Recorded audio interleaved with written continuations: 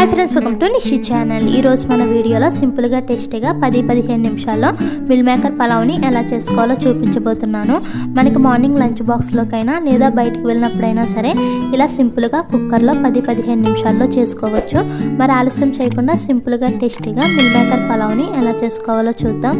ముందుగా బౌల్ తీసుకుని 1 కప్ వరకు మిల్ మేకర్ వేసుకోవాలి. అలాగే వేడి వాటర్ కూడా వేసుకుని 1/2 టేబుల్ స్పూన్ సాల్ట్ వేసుకుని ఒకసారి కలుపుకోవాలి. మనం ఇలా సాల్ట్ వేసుకోవడం వల్ల ఈ మిల్ మేకర్ చప్పబడకుండా ఉంటుంది.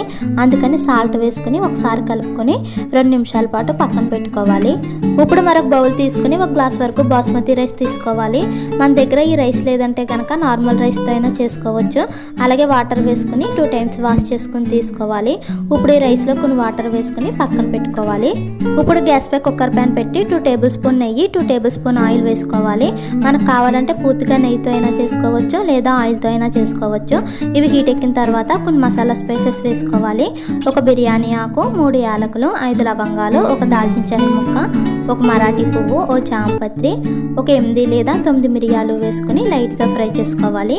ఇవి కొంచెం వేగిన తర్వాత చిన్న ముక్కలుగా కట్ చేసుకున్న 1 బంగాళదుంప, 1 క్యారెట్ వేసుకుని 2 నిమిషాల పాటు మంటను మీడియం ఫ్లేమ్లో పెట్టి బాగా ఫ్రై చేసుకోవాలి. ఇవి ఇలా వేగిన తర్వాత సన్నగా పొడుగ్గా కట్ చేసి పెట్టిన 1 ఉల్లిపాయ, 4 పచ్చిమిర్చి కూడా వేసుకుని మంటను మీడియం ఫ్లేమ్లో పెట్టి త్వరగా ఫ్రై చేసుకోవాలి. ఇవి వేగేటప్పుడే కొంచెం జీడిపప్పు కూడా వేసుకుని బాగా ఫ్రై చేసుకోవాలి. ఇవి వేగేలోగా మరొక పక్కన మనం ముందుగా నానబెట్టుకున్న మిల్ మేకర్ తీసుకోవాలి. చూసారు కదా, మిల్ మేకర్ ఇలా సాఫ్ట్గా అయిన తర్వాత వాటర్ లేకుండా మిల్ మేకర్ని గట్టిగా పిండుకొని మరొక బౌల్లోకి తీసుకోవాలి. ఇలా మిల్ మేకర్ని మొత్తం వాటర్ లేకుండా సెపరేట్ చేసుకోవాలి.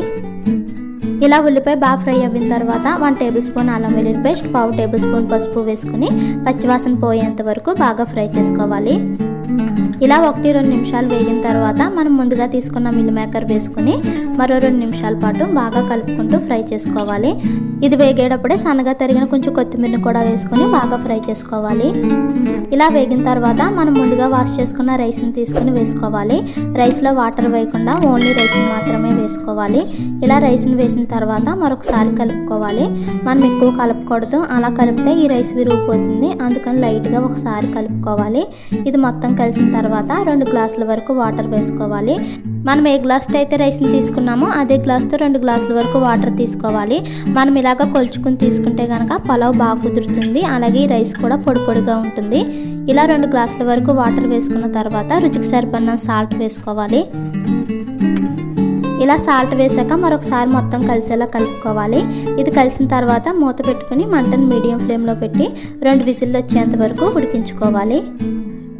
ఇలా 2-3 విజిల్లు వేసిన తర్వాత 10 నిమిషాలు ఆగి మూతను తీసుకుని మరొకసారి మొత్తం కలిసేలా కలుపుకోవాలి. అంతే, మనకు చాలా సింపుల్గా మిల్ మేకర్ పలావ్ అయితే రెడీ అయిపోయింది. మీరు కూడా ఒకసారి ఇలా ట్రై చేసి చూడండి.